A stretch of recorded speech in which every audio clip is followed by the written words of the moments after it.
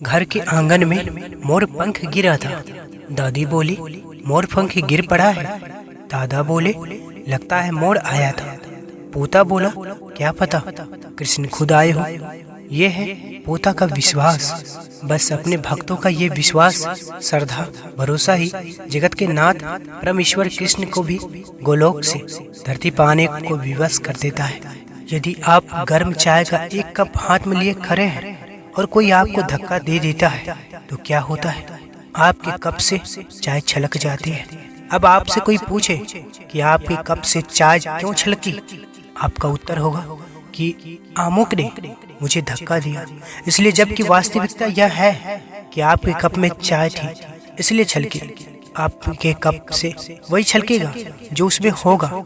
इसी तरह जब जीवन में हमें लोगों का व्यवहार से जब धक्के लगते हैं तो उस समय कि हमारी वास्तविकता ही छलकती है। आपका सच उस समय तक सामने नहीं आता जब तक आपको धक्का न लगे। देखना यह है कि जब आपको धक्का लगा तो क्या छलकेगा? धैर्य, मौन, कृतज्ञता, स्वाभिमान, निश्चिंतता, मानवता, गरिमा या क्रोध, करवाहित, पागलपन, ईर्ष्या, देश व घृणा यह निर्णय आपको करना है। समय बहरा है, उसने किसी की ना सुनी, परंतु वह अंधा नहीं है, उसने सबको देखा है। कुछ खोकर लौटे या ना लौटे, पर आपका कर्म अवश्य लौटता है, फिर चाहे वह अच्छा हो या बुरा। यह संसार दुखों की पिटारी है। जब तक मनुष्य मोह माया के चक्कर में बंधा रहता है, सदा दुखी ही रहता है। जब भी जिंदगी में बुरा वक्त आए तो हौसला जरूर रखना, क्योंकि वक्त कैसा भी हो गुजरता जरूर है, लेकिन साथ में कुछ सिखा भी देता है। कर्म का थप्पड़ इतना भारी और भयंकर होता है कि हमारा जमा हुआ पुण्य कब खत्म हो जाए पता भी नहीं चलता। पुण्य खत्म होने के समर्थ राजा को भी भीख मांगनी पड़ती है। इसलिए कभी किसी के साथ छल कपट करके किसी का आत्मा को दुखी ना करे। इच्छा संसार की हो तो आसक्ति है, वही इच्छा प्रभु की हो तो भक्ति है। जो कुछ भी तुम्हारे भाग्य में लिखा है वो अवश्य उचित समय पर मिलेगा। तुम क्यों परेशान होते हो? और जो भाग्य में नहीं है वो कभी नहीं मिलेगा। तुम व्यर्थ ही प्रयास कर रहे हो। जो मिला उसे उचित तरह से बिना फल की कामना किए बिना करो, जन्म सफल होगा। जब वाणी मौन होती है तब मन बोलता है, जब मन मौन होता है तब बुद्धि बोलती है, जब बुद्धि मौन होती है तब आत्मा बोलती है, और जब आत्मा बोलती है तब परमात्मा से साक्षात्कार होता है। इंसान मकान बदलता है, वस्त्र बदलता है, संबंध बदलता है, फिर भी दुखी रहता है, क्योंकि वह अपना स्वभाव नहीं बदलता। पछतावा अतीत नहीं बदल सकता और चिंता भविष्य नहीं संवार सकती। इसलिए वर्तमान का आनंद लेना ही जीवन का सच्चा सुख है। अगर प्रतीक्षा सीमा से अधिक हो जाए तो मिलने का मोह धीरे धीरे समाप्त हो जाता है। तिरस्कार यदि बार बार अपनों से ही मिले तब शब्दों का विवाद उचित नहीं, क्योंकि जो व्यक्ति आपके महत्व को ही ना समझा वो आपके शब्द और भावनाओं को क्या समझेगा। अतीत में हुई किसी बुरी घटना के कारण जो लोग जिंदगी में आगे बढ़ना भूल जाते हैं, वैसे लोग अपने हाथों से वो भी खो देते हैं जो चीजें भविष्य में उन्हें देने वाली थी। आपको प्रभु से कितना प्रेम है इसका पता किसी और को मत लगने दीजिए। ब्रह्मांड के स्वामी आपको प्रेम से परिचित है। दूसरों के सामने उसका प्रदर्शन मत कीजिए, अन्यथा आप उसे खो बैठेंगे। कोई भी कारण, कोई सी बात हो, चिढ़ो मत, गुस्सा मत करो, जोर से मत बोलो, मन शांत रखो, विचार करो, फिर निर्णय लो। आवाज से आवाज नहीं मिटती बल्कि चुप्पी से मिटती है। तकलीफ सिर्फ आपको होगी, दुख भी आपको ही होगा। मन शांत रखोगे तो सुख भी आपको ही मिलेगा।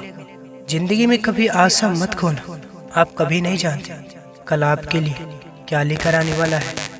जब आप प्रभु के साथ जुड़ जाओगे तो आपकी परीक्षा आरंभ हो जाएगी। कुछ लोग इसे दुख समझते हैं तो कुछ लोग प्रभु की कृपा। मन को इतना मजबूत बनाओ कि किसी भी प्रकार के व्यवहार से मन की शांति भंग न हो पाए। जो कोई भी व्यक्ति जिस किसी भी देवता की पूजा विश्वास के साथ करने की इच्छा रखता है, मैं उस व्यक्ति की विश्वास उसी देवता में दृढ़ कर देता हूँ। भगवान श्री कृष्ण जी कहते हैं, जो व्यक्ति भावनाओं में उलझकर रह जाता है उसे कभी भी बड़ी उपलब्धि हासिल नहीं होती। इसलिए सब बात भूलकर सिर्फ लक्ष्य पर ध्यान दीजिए। मत रो व्यर्थ की कामना करके, एक दिन सब मिल जाएगा। फिर सोचोगे काश गोविंद मैं तेरे लिए रोया होता।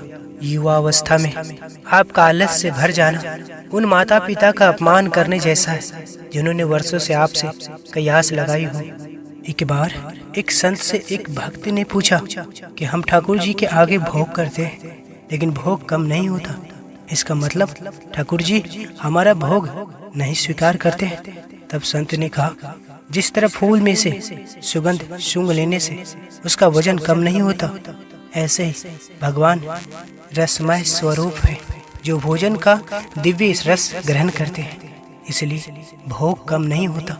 अब जब भी आप सब ठाकुर जी के आगे भोग रखते हैं तो उसी विश्वास से रखें कि भोजन कम हो या ना हो, ठाकुर जी ने भोग रस रूप से ग्रहण कर लिया। संत जन कहते हैं कि भोजन बनाते समय मन को पवित्र रखने का प्रयत्न करना चाहिए। भोजन बनाते समय मन के अच्छे बुरे विचार के परमाणु भोजन में मिल जाते हैं और उसी अनुसार ग्राही को पुष्टि करते हैं। रसोई तैयार करते समय ऐसी उच्च भावना मन में होनी चाहिए कि यह रसोई उस स्वरूप प्रभु के लिए बनाई जा रही है, अतः नाम जप के साथ रसोई बनाना चाहिए। भोजन बनाते समय यदि हरि नाम लेते रहेंगे तो भोजन सात्विक बनेगा। पवित्रता से रसोई बनाएंगे तो भोजन करने वाले का कल्याण होगा। भोजन बनाते समय सांसारिक चिंतन से भोजन दूषित हो जाता है और उसमें संस्कारहीनता उतर आती है। एक बार श्री कृष्ण को रोते देखकर गोपी श्री कृष्ण से रोने का कारण पूछती है। उसी के उत्तर में श्री कृष्ण कहते हैं, सुनो सखी, जहाँ प्रेम है वहाँ निश्चय ही आंखों से आंसुओं की धारा बहती रहेगी। प्रेमी का हृदय पिघलकर आंसुओं के रूप में निरंतर बहता रहता है और उसी आंसू जल प्रेम जल में प्रेम का पौधा अंकुरित होकर निरंतर बढ़ता रहता है। सखी, मैं स्वयं प्रेमी के प्रेम में निरंतर रोता रहता हूँ।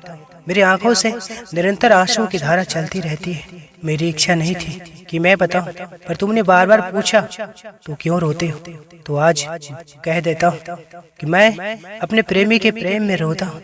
जो मेरे प्रेमी है वो निरंतर रोता है और मैं उसके लिए निरंतर रोता हूँ। सखी, जिन दिन मेरे जैसे प्रेम के समुद्र में तुम डूबोगे उस दिन तुम्हारे हृदय में प्रेम का समुद्र, उसी प्रेम का समुद्र जो मेरे हृदय में नित्य निरंतर लहराता रहता है, लहराने लगेगा। उस दिन तुम भी मेरी ही तरह बस केवल रोती रहोगी। सखी, उन आंसुओं की धारा से जगत पवित्र होता है। वे आंसू नहीं है, वह तो गंगा यमुना की धारा है। उनमें डुबकी लगाने पर फिर त्रिताप नहीं रहते। सखी, मैं देखता हूँ कि मेरे प्राणों के समान प्यारी गोपी रो रही है, मेरी प्रीतमा रो रही है। बस मैं भी यह देखते ही रोने लगता हूँ। मेरा हृदय भी रोने लग जाता है। मेरी प्रिय प्राणों से बढ़कर प्यारी गोपी जिस प्रकार एकांत में बैठकर रोती है, वैसे ही मैं भी एकांत में बैठकर रोता हूँ और रो रो कर प्राण शीतल करता हूँ। यही है मेरे रोने का रहस्य। चैत्र मास की नवमी तिथि के दिन जब कौशल्या अपने कक्ष में बैठकर भगवान विष्णु का ध्यान कर रही थी, तब भगवान विष्णु चतुर्भुज रूप में उनके सामने प्रकट हुए।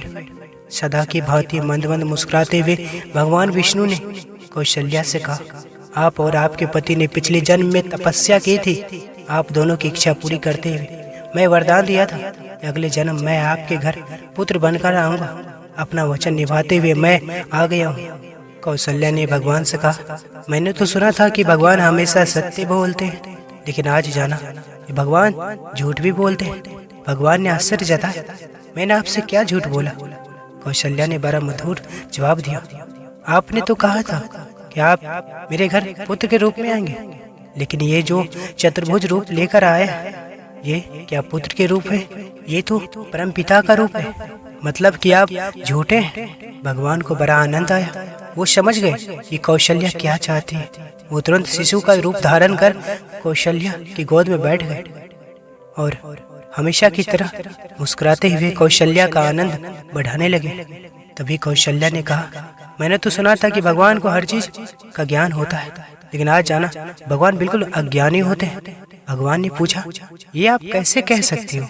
माता कौशल्या बोली, आप इस समय मुस्कुरा रहे हैं, इसी से पता चलता है कि आपको इतना भी ज्ञान नहीं कि बच्चा जब जन्म लेता है तो हंसता नहीं बल्कि रोता है। भगवान ने जान लिया कि माता क्या चाहती है और वो तुरंत रो पड़े। हमारे प्रिय दर्शकों, अगर आप इस चैनल पर पहली बार आए हैं तो कृपया चैनल को सब्सक्राइब अवश्य करें और इस वीडियो को लाइक कर वीडियो को कमेंट में श्री राधे राधे, जय श्री कृष्ण, जय श्री राम अवश्य लिखें।